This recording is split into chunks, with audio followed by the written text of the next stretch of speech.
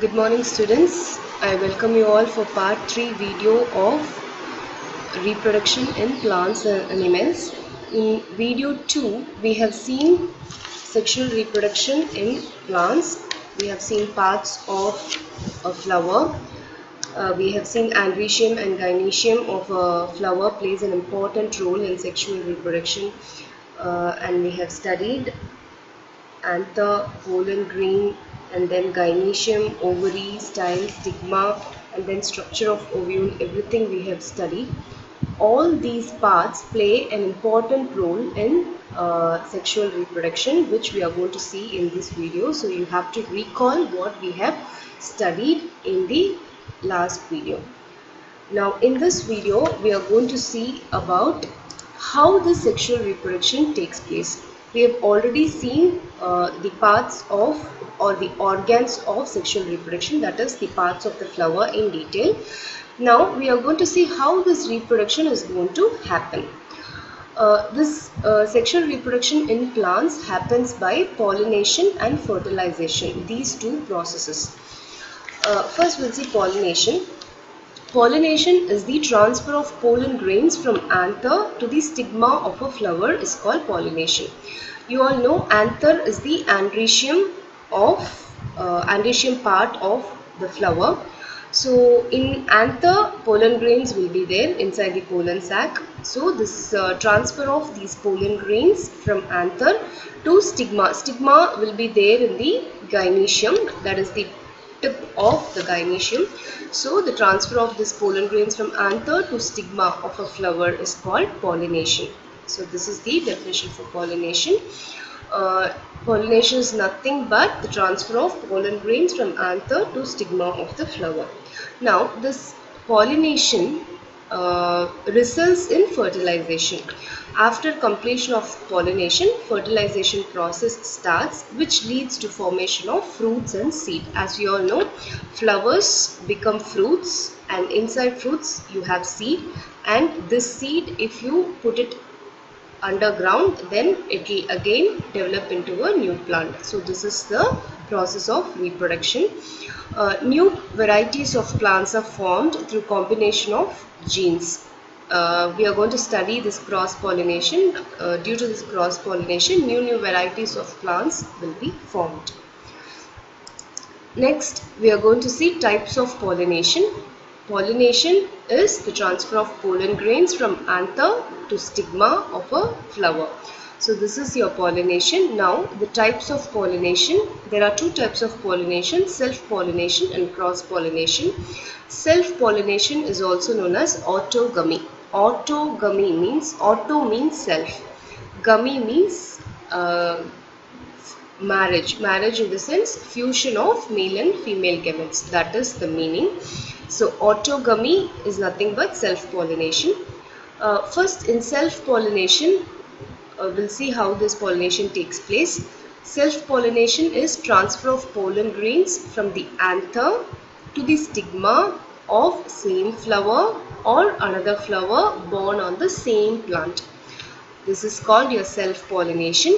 Example, hibiscus plant. You would have seen hibiscus flower. If you have not observed, please go and take a hibiscus flower and see. There your androecium and gynoecium will be located at the same part. Top you have androecium, bottom you will have gynoecium. So the pollen grains will easily enter the stigma of gynoecium. So self-pollination happens in the same flower of the same plant or another flower. Consider there is a plant. Self-pollination happens either in the same flower or between two flowers located on the same plant. This is self-pollination. For the self-pollination to happen, you don't need any agent. This will happen on its own. Self means on its own.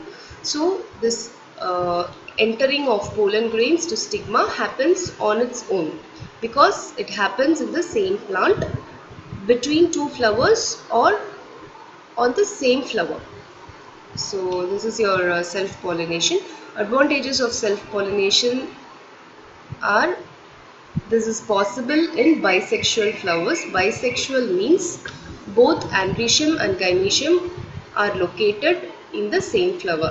Example is hibiscus. You can go and take a hibiscus flower and note androecium and gynoecium will be located on the same part. So it is self-pollination is possible in certain bisexual flowers. Flowers do not depend on agents, as I have already told. For this, agents are not required and there is no wastage of pollen grains. Now next we are going to see cross-pollination. As we have seen, self-pollination takes place on the same plant. It takes place only on the same plant, but cross-pollination takes place between different plants of the same species.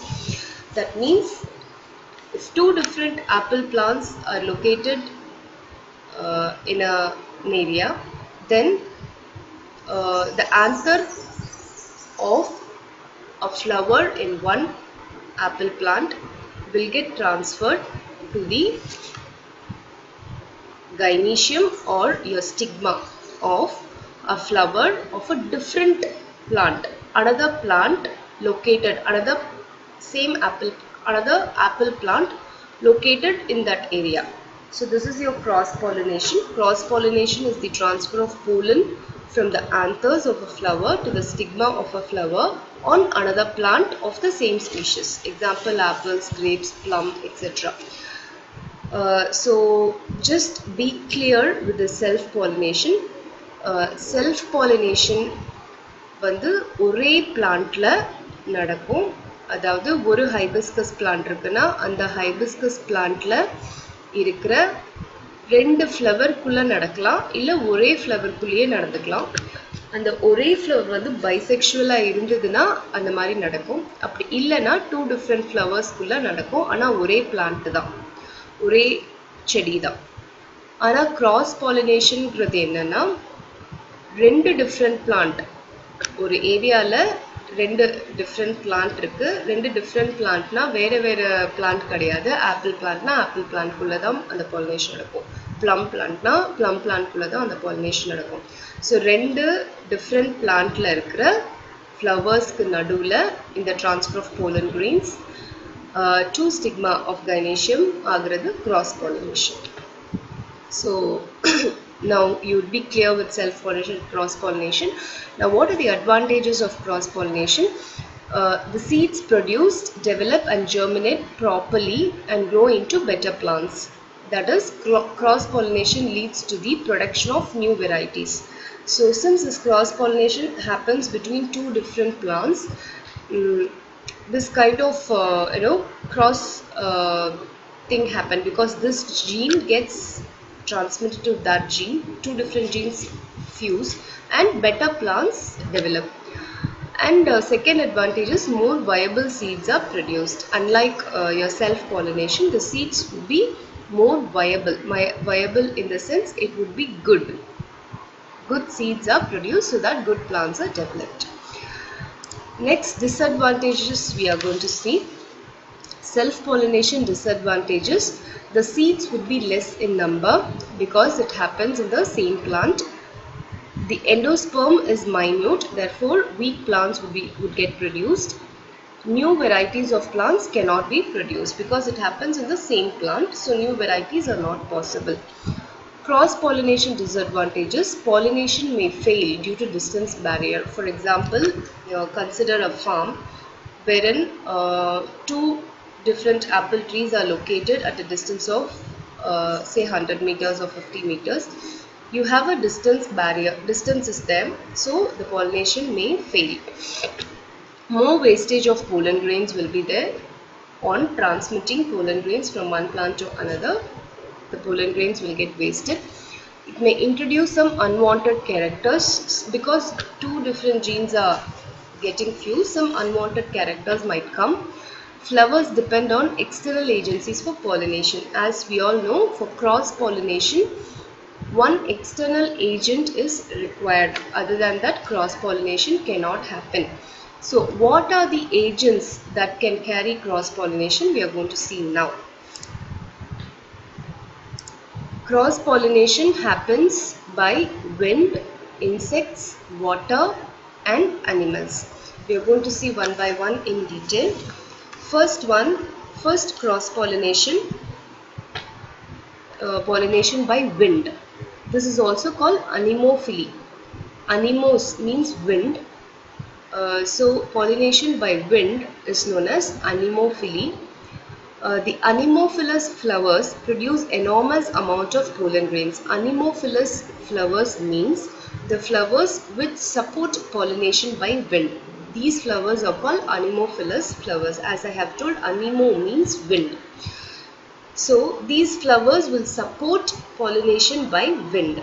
So these flowers have enormous, that is large amount of pollen grains. Pollen grains are small, smooth, dry and light in weight. Pollen grains of such plants are blown off at a distance of more than 1000 kilometers. The stigmas are comparatively large, protruding and sometimes hairy to trap the pollen grains. Example, grasses and some cacti. See, this pollination by wind happens with the help of wind. அதாவது காத்து மூலமா இந்த pollination நடக்குது. So எப்படி காத்தடிச்சா வந்து ஃப்ளவர்ல இருக்கிற pollen grains பறந்து போய் மித்த பிளான்ட்ஸ்ல இருக்கிற அந்த ஸ்டிக்மால போய் ஸ்டிக் பண்ணிக்கும். ஸோ இதுதான் இந்த ப்ராசஸ். ஸோ அதை சப்போர்ட் பண்ணுறதுக்கு pollen grains எப்படி இருக்கணும்னா smooth, soft, try, small and light and வெயிட்டாக இருக்கும். அதே மாதிரி ஒரு 1000 கிலோமீட்டர்ஸ் வரைக்கும் பறக்கக்கூடிய விதமாக தான் அந்த pollen grains லைட் வெயிட்டாக இருக்கும். அதே மாதிரி ஸ்டிக்மா பார்த்தீங்கன்னா எப்படி இருக்கும்னா பெருசாக இருக்கும், ப்ரொட்ரூடிங் வெளியில் வந்திருக்கும் அண்ட் சம்டைம்ஸ் ஹேரியாகவும் இருக்கும். ஸோ தட் இந்த காற்றுல வர இந்த pollen grains அப்படியே ட்ராப் பண்ணிக்கிற மாதிரி இருக்கும். So example grasses and some cacti. Second agent வந்து insects. So pollination by insects.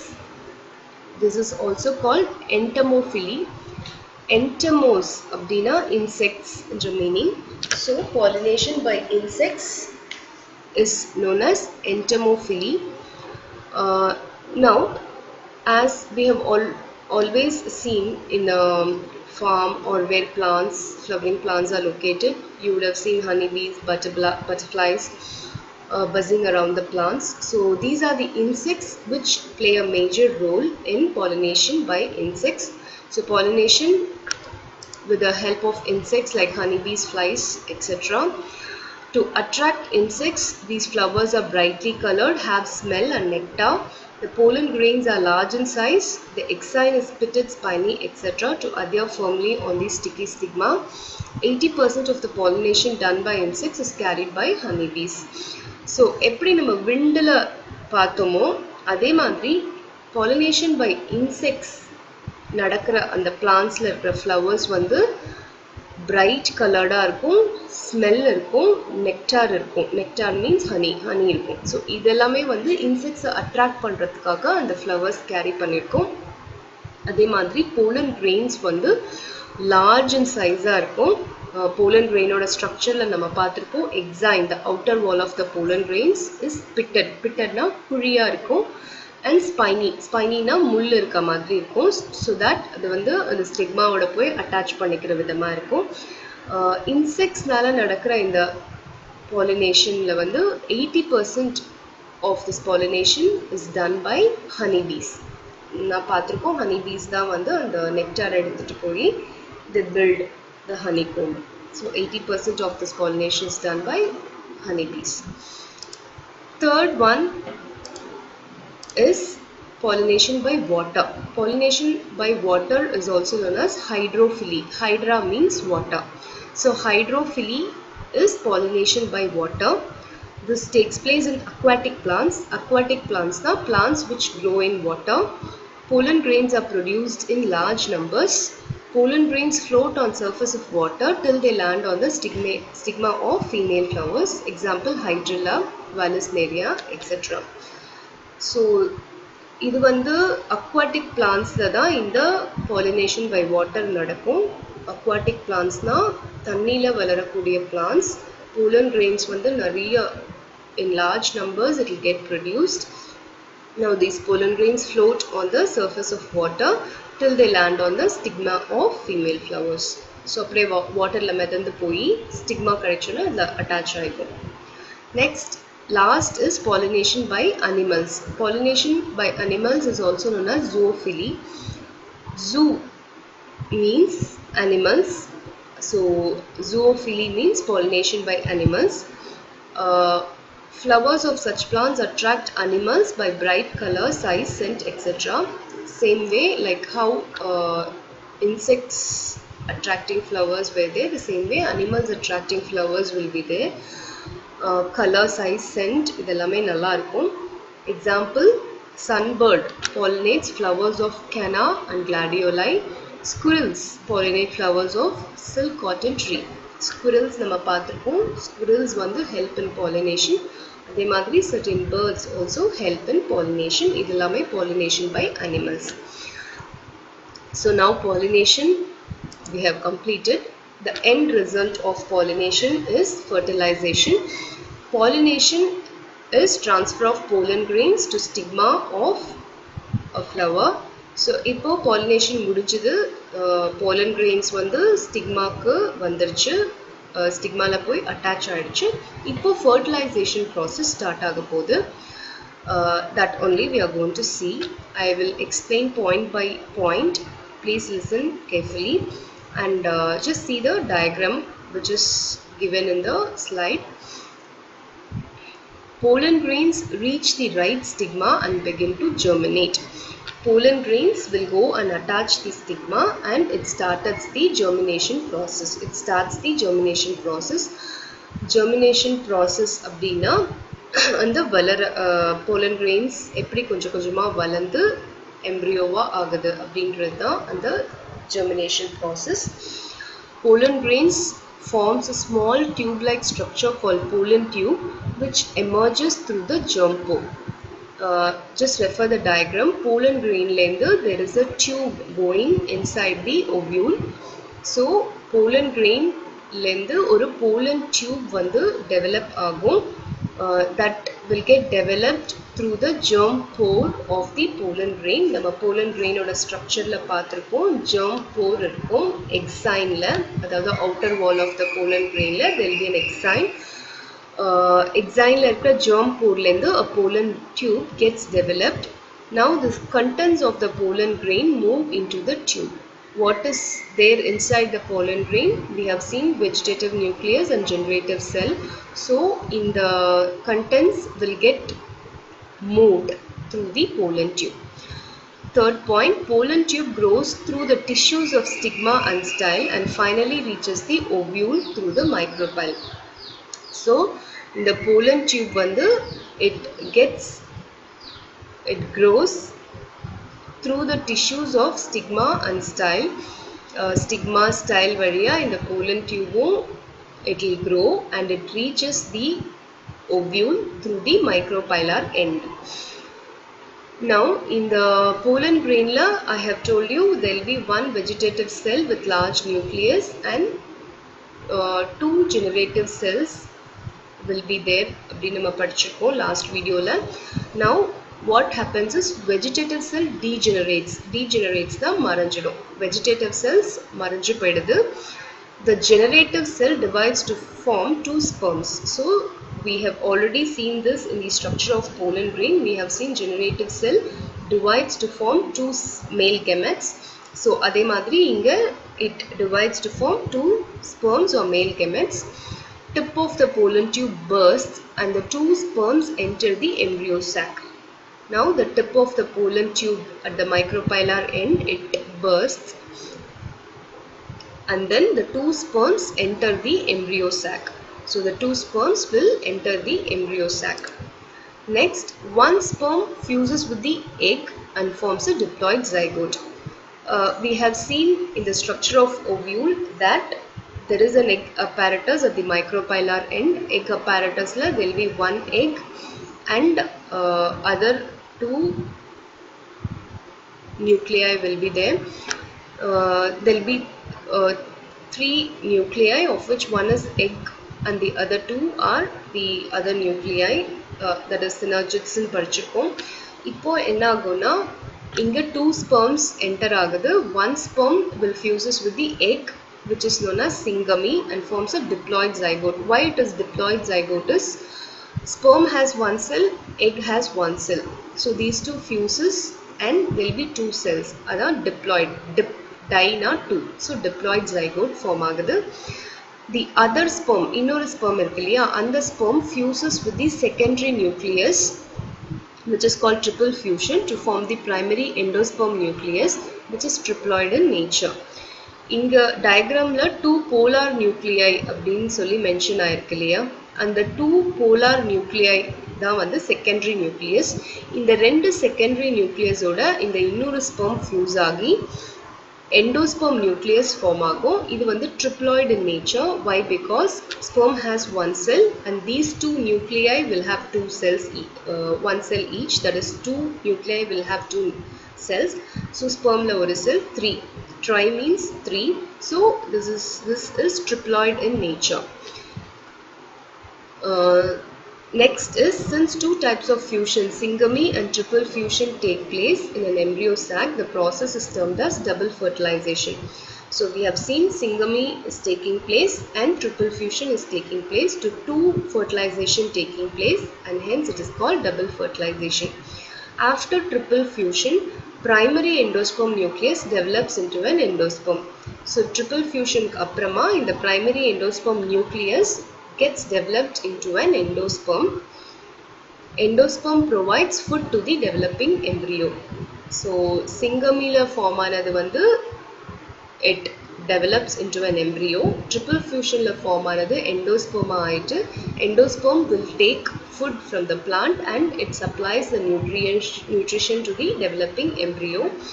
Later synergids and antipodal cells degenerate.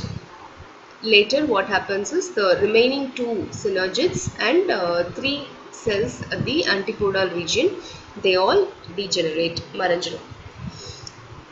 So this is the fertilization process. Now what is the significance of fertilization is, fertilization stimulates the ovary to develop into a fruit.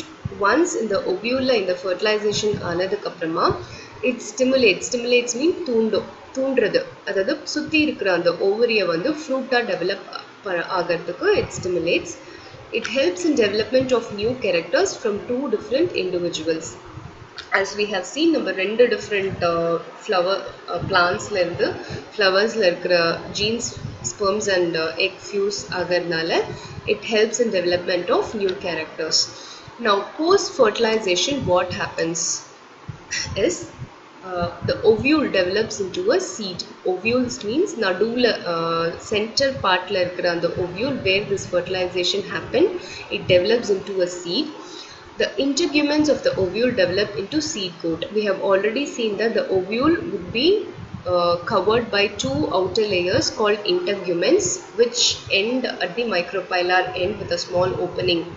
We have studied in the last video in the structure of ovule. So these integuments of the ovule develop into seed coat. Remember, ovule develops into seed and other cover ayirukra integuments develop into seed coat, and then ovary, other sutti irukra ovary enlarges and develops into a fruit. This is how the flower develops into a fruit.